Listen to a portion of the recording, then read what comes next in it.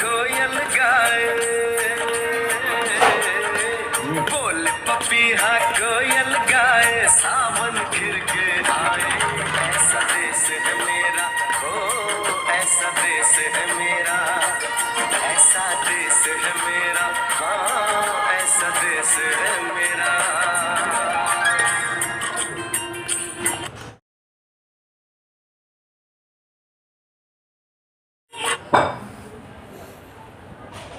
नमस्कार मेरा सभी कृषक भाइयों को। दोस्तों, इस वीडियो को बनाने का कई दिनों से विचार था मेरे मन में कि इस समय खेती किसानी में जो आने वाली समस्याएं हैं और आने वाली हमारी खेती की प्रमुख फसल जो है मक्का और मूंगफली, तो उसकी इस समय तैयारियां चल रही हैं। कम लागत में हम लोग मक्का की अच्छी उपज कैसे प्राप्त करें, उसके विषय में जो मेरा अनुभव है, जानकारी तो नहीं कह सकता क्योंकि मैं अभी तक सीख रहा हूँ। रोज़ नए अनुभव, नई नई जानकारियाँ प्राप्त होती हैं। तो जो मेरा अभी तक का अनुभव है, जो मेरी जानकारी है, उसको मैं सभी किसान भाइयों के साथ शेयर करना चाहता हूँ। दोस्तों, हिंदुस्तान की सबसे पहली ऐसी फैक्ट्री किसान के पास है, ऐसी फैक्ट्री किसान के पास है कि 1 किलो बीज लगाकर 5 किलो उत्पादन देती है। नॉर्मली देती तो इससे ज़्यादा भी है, लेकिन मैं एक एग्जाम्पल के तौर पे कहता हूँ कि 1 किलो से 5 किलो बनाने वाली फैक्ट्री किसान के पास है। उसके बावजूद किसान को आमदनी कम है और घाटा ज़्यादा है। इसकी वजह क्या है? उस विषय पर जो मेरा अनुभव है कि जिस चीज़ की हमें पूर्ण रूप से जानकारी नहीं होती है तो उसमें अक्सर नुकसान होता है।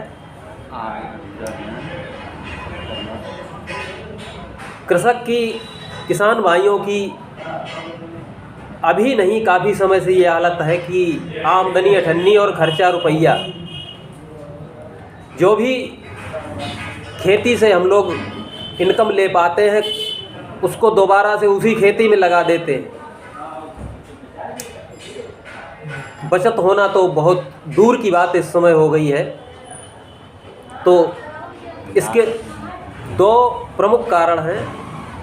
तो दोस्तों, इस स्थिति के 2 प्रमुख कारण होते हैं कि हमारी जो आमदनी है वो कम है और लागत ज़्यादा आती है। इसलिए किसान भाइयों की स्थिति किसी से छिपी नहीं है और हमारी लागत अधिक आने के कुछ कारण हैं, जिसकी वजह से मेरी लागत, सभी किसान भाइयों की लागत अधिक आती है। उनमें से पहला है सही जानकारी की कमी। किसान भाइयों के पास अपनी खेती से संबंधित जो भी जानकारियाँ होती हैं वो पूरी नहीं है। खेत की पीएच वैल्यू क्या होनी चाहिए, किस समय किस खाद को किस मात्रा में डालना चाहिए, किस किस समय डालना चाहिए, इस चीज़ की जानकारी कम होती है। दूसरा प्रमुख कारण है हमारा जो खेतों में बीज लगता है। जो बीज प्रयोग करते हैं वो भी हमारा अपना नहीं होता है। तीसरा अधिक लागत का कारण है खाद। खाद हम सभी लोग डालते हैं उपज बढ़ाने के लिए, लेकिन उस खाद का कितना प्रयोग हमारी फसल को मिलता है, इसका सही कैलकुलेशन हमारे पास नहीं है। कब डालनी चाहिए, कितनी डालनी चाहिए, खाद का कितना हिस्सा फसल को प्रयोग होता है, कितना बेकार जाता है, उसके साइड इफ़ेक्ट भी होते हैं। खैर वो बाद की बात है। उसके बाद एक खर्चा किसान भाइयों को बढ़ता है कीटनाशक। हर फसल में अब इतने रोग लगते हैं जितने पहले नहीं थे। तो एक अधिक लागत का कारण कीटनाशक। अगला खरपतवार, इस पर किसान भाइयों की इनकम का एक बड़ा हिस्सा जो है वो खर्च होता है। इसके बाद का अगला कारण है कि पहले ज़मीन में कोई फसल जो 4 या 5 बार सिंचाई करने पे पैदा होती थी, वो इस समय 6-7 पानी लगाने पड़ते हैं उसमें। ये एक अतिरिक्त खर्चा बढ़ता है। उसके बाद जो अगला कारण है वो हमारे ज़मीन में सूक्ष्म पोषक तत्वों की कमी, जीवाश्म की कमी। ये कुछ ऐसे कारण हैं जो मेरी जानकारी में है। और आमदनी कम होने के कुछ कारण हैं। वो क्या है कि मार्केट में कीमत उस चीज़ की साब अच्छी मिलती है जिसकी क्वालिटी अच्छी होती है, या उस चीज़ की, उस फसल की मार्केट में उपलब्धता कम हो, मतलब कम मात्रा में वो फसल हो तो अच्छी कीमत मिलती है। हमारे यहाँ के किसान भाइयों के पास इन दो में से कोई भी कारण नहीं है। फसल अधिक से अधिक उत्पन्न होती है और क्वालिटी का तो नाम ही नहीं है। अपने यहाँ के किसान भाई अधिक पैदावार करने पे जोर देते हैं, क्वालिटी की तरफ ध्यान नहीं है, जहाँ तक मेरा मानना है। दूसरा और सबसे प्रमुख कारण जो है कि किसान भाई अपनी खेती के मामले में दूसरे पर ज़्यादा निर्भर है। वो कैसे? खाद के लिए तो दूसरे पर निर्भर है। खेती हम करते हैं और जानकारी लेते हैं उस व्यक्ति से जाकर जो खेती नहीं करता है, मतलब खाद विक्रेता। उससे पूछते हैं कि हम ये फसल लगाने जा रहे हैं, इसमें हमको क्या डालना है, कितना डालना है। अब वो तो भाई बेचने के लिए बैठा है, वो जो भी लाया है वो तो आपको बताएगा, ये ले जाइए, वो ले जाइए। हमें अपनी फसल के लिए क्या चाहिए हमें जानकारी नहीं है। दूसरा बीज के लिए भी हम दूसरे पे डिपेंड हैं। काफ़ी समय पहले की बात है, जब खाद की शुरुआत नहीं थी या कम थी, तो उस समय हर फसल का बीज अपने खेत में पैदा होता था और वही हम लोग बोते थे, तो एक बीज का खर्चा कम होता था। अब बीज पर भी हम दूसरे पर डिपेंड हैं। और तीसरा कीटनाशक, फफूंदीनाशक, खरपतवार नाशक, ये भी दूसरे पर डिपेंड है। इसमें भी हमारे पास ऐसा कुछ नहीं है कि हम इन चीज़ों की रोकथाम खुद कर सकें। और चौथा सबसे प्रमुख कारण है जिसको सुनकर हर किसान को इस बारे में सोचना चाहिए कि फसल पैदा करता है किसान, रात दिन मेहनत करता है, ना सर्दी देखता है, ना गर्मी देखता है, ना बरसात देखता है। और जब वो फसल तैयार होती है तो उसको बेचने का मालिक किसान खुद नहीं होता है।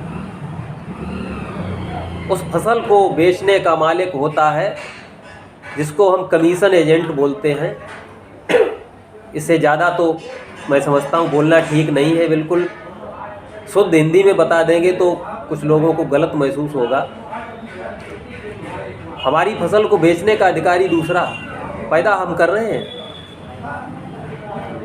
कुल मिलाकर ये कुछ ऐसे कारण हैं जिसकी वजह से किसान की स्थिति दिनों दिन बद से बदतर होती जा रही है। तो दोस्तों, अगला टॉपिक हमारा है मक्का, जो इस समय हमारी आने वाली फसल है। अब इस समय किसान भाइयों को मैं एक छोटे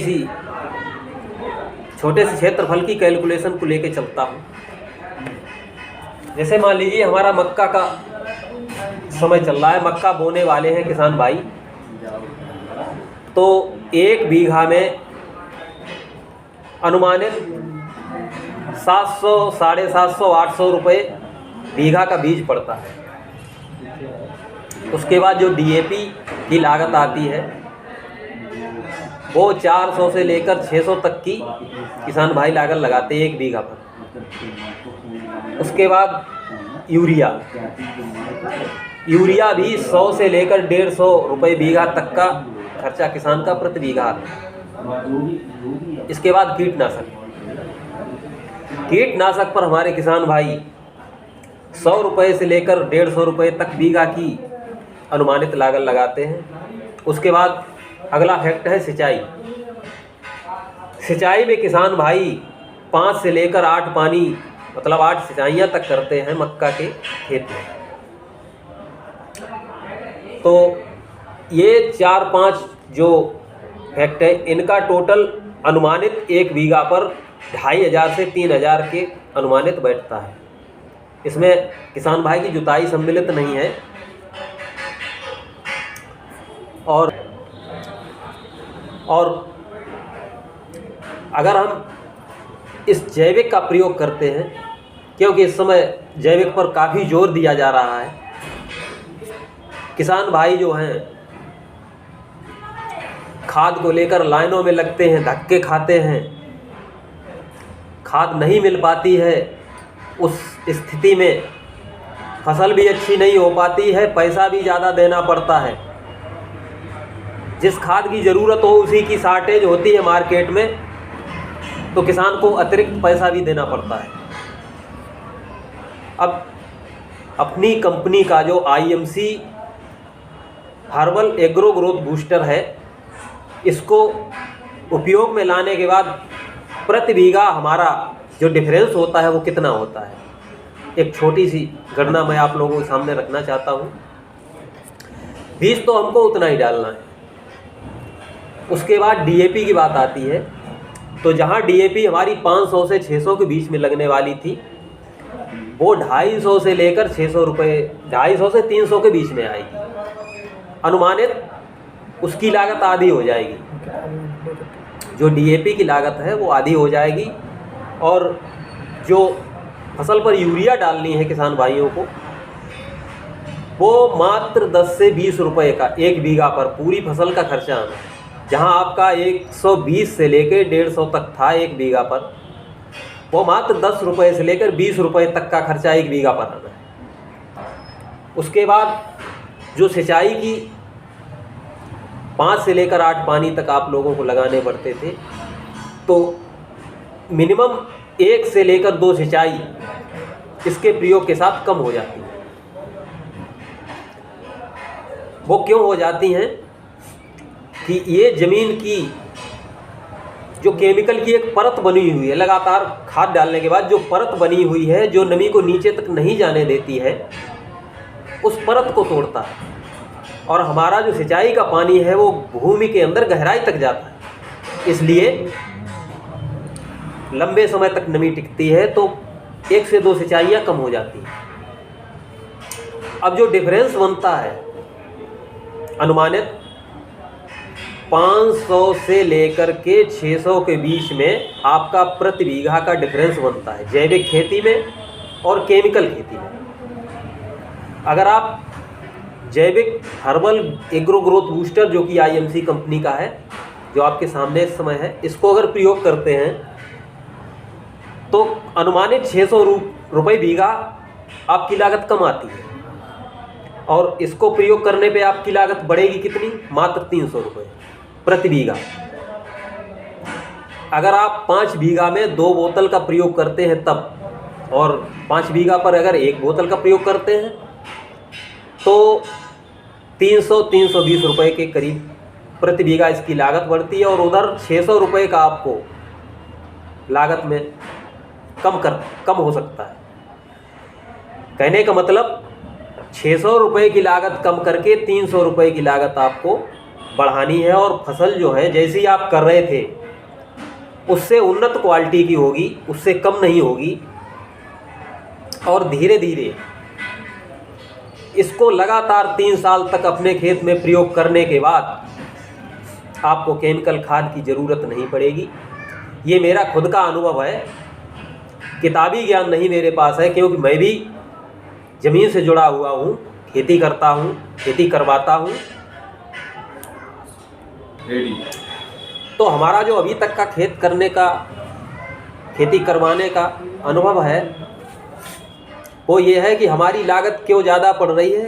कुछ पॉइंट हमने आप लोगों के सामने रखे और उम्मीद है कि आप लोग भी इससे 2-4 होते होंगे।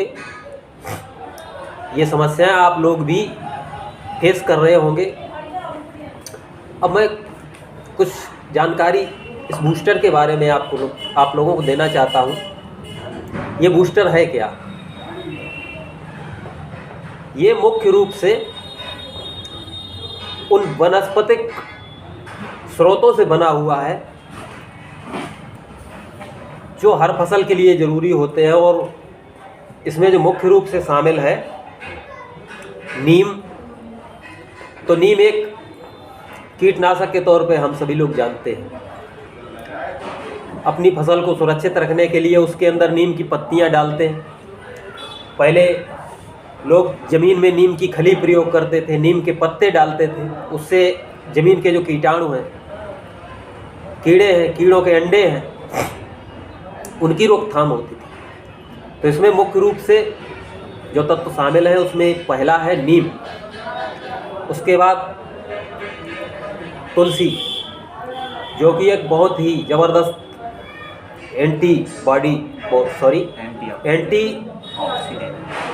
एंटीऑक्सीडेंट तो एलोवेरा है इसमें। ये एक वायरस प्रतिरोधी, एंटी फंगस, एंटी बैक्टीरियल जिसको कहते हैं। क्योंकि मैं ज़्यादा पढ़ा नहीं हूँ, अंग्रेजी शब्द मुझे नहीं आते हैं, इसलिए थोड़ी मिस्टेक हो सकती है बताने में। जिसको बोलते हैं बैक्टीरिया, वायरस, उसकी रोकथाम में जो तुलसी है वो बहुत कारगर है। जो देहाती परिवेश से संबंधित है, सभी लोग जानते हैं कि तुलसी कितने रोगों में काम आती है। अभी कोरोना काल में तुलसी के गुण हर आदमी को मालूम है, जिसे नहीं मालूम थे वो भी जान गया होगा। तो इसमें अगला जो तत्व है वो तुलसी है। इसके बाद एलोवेरा। एलोवेरा के बारे में करीब करीब हर इंसान, हर काश्तकार और हर घर के लोग जानते हैं कि इसमें कितने पोषक तत्व पाए जाते हैं। उसके बाद जो अगला इसका तत्व है जो इसमें मुख्य रूप से मिला हुआ है वो है Himalayan berry. Himalayan berry multi vitamins, multi minerals तत्वों से भरा हुआ एक ऐसा अवयव है जिसकी ज़रूरत इंसान को भी है और हमारी ज़मीन को भी है, हमारी फसल को भी है। तो ये इसमें मुख्य रूप से चौथा, और इसका जो पांचवा अवयव है वो जो है गौमूत्र। अरे भैया, गौमूत्र के बारे में आप लोग जानते हैं। गौमूत्र अकेले 100 बीमारियों का इलाज करता है। जो नियमित गौमूत्र का सेवन करते हैं लोग, उनको बीमारियों से स्वतः निजात मिल जाती है। तो इसका जो अगला तत्व है वो है गौमूत्र। इन 5 तत्वों से ये चीज़ हमारी कंपनी ने तैयार की है, और ये हमारी फसल में एक शक्तिवर्धक का काम करता है, फूल उत्तेजक का काम करता है। जो फूल झड़ने की प्रक्रिया होती अक्सर है, फूलों को रोकने का काम करता है। पौधों की वृद्धि में सहायक है, उसकी वृद्धि अच्छे स्तर से होती है। रोग प्रतिरोधक क्षमता में वृद्धि करता है, और अपने आप में ये हर्बल ग्रोथ बूस्टर संपूर्ण खुराक है। किसी भी फसल को जिन तत्वों की ज़रूरत होती है उसके लिए ये एक संपूर्ण खुराक है, और सभी फसलों में दिया जा सकता है। किसी एक विशेष फसल के लिए नहीं बनाया गया है, इसको किसी भी फसल में आप प्रयोग कर सकते हैं। ऐसे अब इसको किसान भाई किस तरह से प्रयोग कर सकते हैं उसके बारे में। किसी भी फसल को बोने से पहले हमको बीज की ज़रूरत होती है, तो इसका जो पहला स्टेप है वो है बीज शोधन। 2 से लेकर 5 ml प्रति किलोग्राम बीज पर, 1 किलो बीज पर 2 से लेकर 5 ml तक बीज शोधन में आप इसको प्रयोग कर सकते हैं। उसके बाद आता है भूमि शोधन। बुवाई से पहले खेत में नमी रखने के लिए हम लोग पलेवा करते, उससे पहले 500 ml से लेकर 700 ml तक उसको ज़मीन में मिलाना, परेवट करने से पहले। और जो भी खाद किसान भाई प्रयोग कर रहे हैं, तो उस खाद में प्रति किलो खाद पर 5 से लेकर 10 ml तक इस कंपनी का जो अगला प्रोडक्ट है agro growth booster, agro activator, जैसा कि इसका नाम है, कि ये किसी भी खाद का जो भी डालते हैं उसको एक्टिवेट करता है। तो इसको प्रति किलोग्राम 2 ml से लेकर 5 ml तक प्रयोग कर सकते हैं जो खाद डालने वाले हैं उसके साथ। ये दोनों काम हम लोगों को परेवट से पहले करने हैं। अब इसके बाद जो है अगला स्टेप आता है किसान भाइयों, जब हमारी फसल पर पहला पानी लगाया जाता है, उस समय आप लोगों को 50 ml ग्रोथ बूस्टर ये और 100 ग्राम यूरिया प्रति टंकी मिलाकर स्प्रे करनी है। इससे जो मक्का की फसल होती है उसमें वृद्धि अच्छी होगी, जो नमी खेत में है वो अधिक समय तक टिकेगी। उसके बाद अगला पानी जब आप लोग लगाते हैं, अगली स्प्रे उसके साथ में करनी है। खेत में नमी होनी चाहिए और प्रयोग करने से पहले इस बोतल को अच्छी तरह से हिलाना ज़रूरी है, क्योंकि कुछ तत्व इसके ऐसे होते हैं जो तली में बैठ जाते हैं। तो प्रयोग से पहले इसको हिलाना बहुत ज़रूरी है। और जो खाद आप डाल रहे हैं, और उसके बाद अगली समस्या जो आती किसान भाइयों के सामने वो होती है कीट। जो खेत में रोग लगते हैं, कीट लगते हैं, उससे हम लोग कैसे निजात पाएँ। उसके लिए जो हमारी कंपनी का एक्टिवेटर है, कोई भी दवा आप लोग प्रयोग करते हैं, कीटनाशक की कर रहे हैं या खरपतवार नाशक कर रहे हैं प्रयोग, तो उसके साथ में इसको 20 ml से लेकर 30 ml तक प्रति टंकी उस दवा के साथ में आपको मिलाना है। उसके बाद स्प्रे करना है। इससे फ़ायदा क्या होगा, जो दवा आप लोग प्रयोग करते हैं वो पत्ती के ऊपर बूंद के रूप में ठहरती है, और वो बूंद या तो ज़मीन पे चली जाती है, अधिकतर तो थोड़ी देर के बाद वो बूंद ज़मीन पे चली जाती है। और ज़मीन पे ना भी गई तो जिस जगह पर बूंद टिकी हुई है उसका असर उतने जगह पे होगा। एक्टिवेटर मिलाने के बाद ये पानी के पृष्ठ तनाव को तोड़ता है, और जो दवा बूंद के रूप में होती है वो पूरी पत्ती पर फैल जाती है। कहने का मतलब पूरा पेड़ उस दवा के साथ में नहा लेता है, हर जगह पर इसका एक लेयर बन जाता है। और इससे फ़ायदा क्या होता है कि जो आप लोग 5 या 6 बार स्प्रे करते हैं किसी भी कीड़े को रोकने के लिए, किसी भी खरपतवार के लिए, वो काम आपका 4 स्प्रे में होता है। इस तरह से इसकी जो कीटनाशक पर लागत आती है किसान भाइयों की, वो भी कम होती है।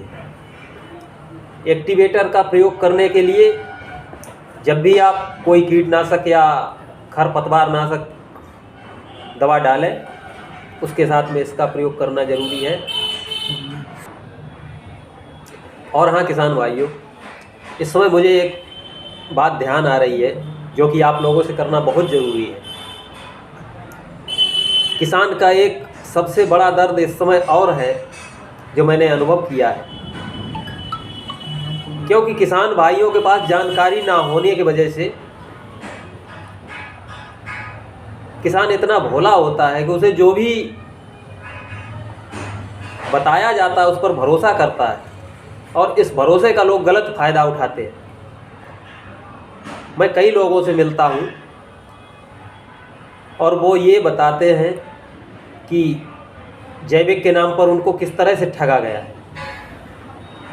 ये बहुत बड़ी त्रासदी इस समय की है कि किसान को बेवकूफ़ बनाने वालों की भी कमी नहीं है। तो मैं कहना चाहता हूँ कि ये जो दो प्रोडक्ट आप लोगों के सामने रखे हुए हैं, ये क्या है? ये कोई विदेशी कंपनी के द्वारा बनाए हुए नहीं है, अपने भारतवर्ष की कंपनी है। अपने भारतवर्ष में इसका उत्पादन कर रही है और अपने भारतवर्ष में ही इसको दे रही है और किसानों से सीधे संपर्क कर रही है। किसी बिचौलिए के माध्यम से नहीं आप लोगों से मिलना चाहती है। जो कि बीच का डिफरेंस है वो बिचौलिए ले जाते हैं, वो फ़ायदा बीच के लोग उठाते हैं। तो कंपनी का उद्देश्य है कि आप लोगों तक इसको सीधे पहुंचाया जाए। और सबसे बड़ी बात ये है कि जो विश्व स्वास्थ्य संगठन संस्था होती है, जिसे हम लोग WHO के नाम से जानते हैं, उसके द्वारा इन प्रोडक्ट को किसान भाइयों को प्रयोग करने के लिए संस्तुति की गई है। इसको किसान भाई अच्छी तरह से प्रयोग कर सकते। इनमें केमिकल नाम की कोई चीज़ नहीं है,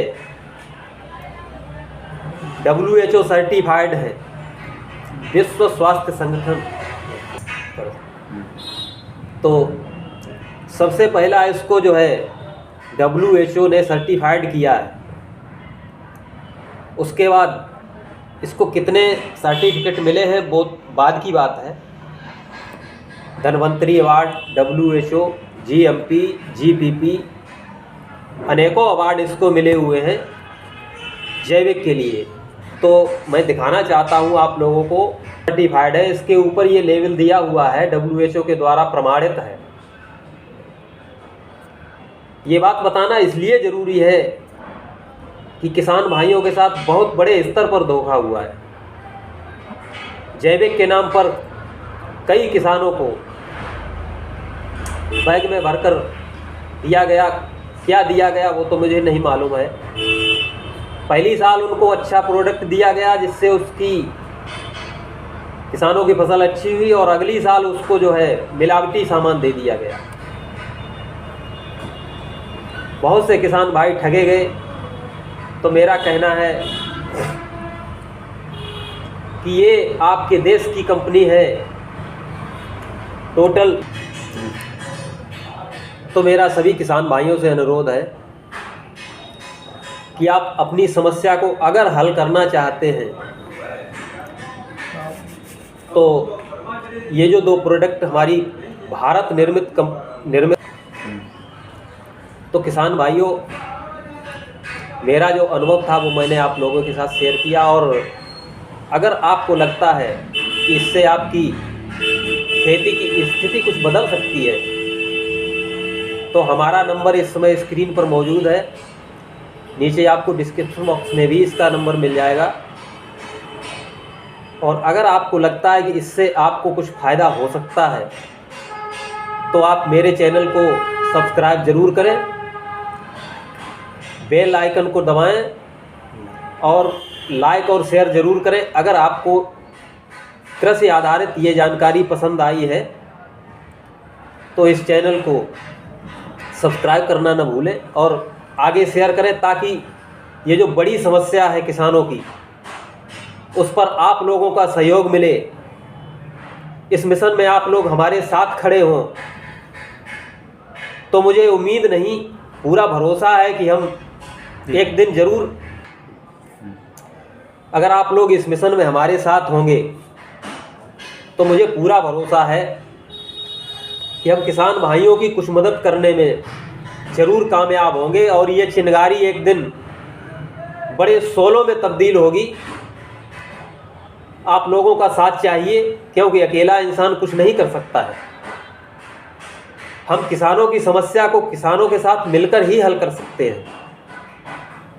मेरा जो मिशन है, स्वस्थ भारत, स्वस्थ किसान, समृद्ध भारत, समृद्ध किसान। जय हिंद, जय भारत। सभी किसान भाइयों को मेरा नमस्कार। जय